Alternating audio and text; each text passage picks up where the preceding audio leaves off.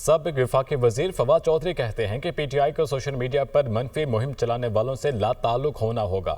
Opposition کو آصف زرداری، نواز شریف اور بلاول بھٹو کو اپنی اے پی سی میں بلانا چاہیے۔ حکومت کو بھی درجہ حرارت کم کرنا چاہیے۔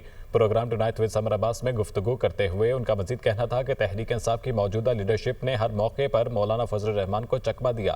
اپوزیشن کی نااہلی کی وجہ سے یہ کمزور حکومت اب قائم ہے۔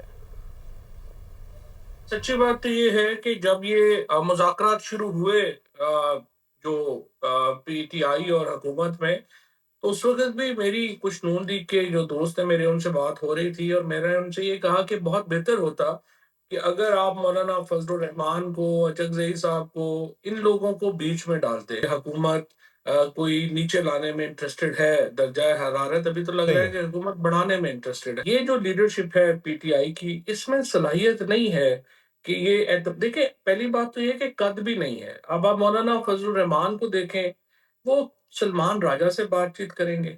آپ ان کو دیکھیں، وہ گوہر سے بات کریں گے یا رؤف حسن سے بات کریں گے، یہ تو ویسے ہی مذاق ہے نا۔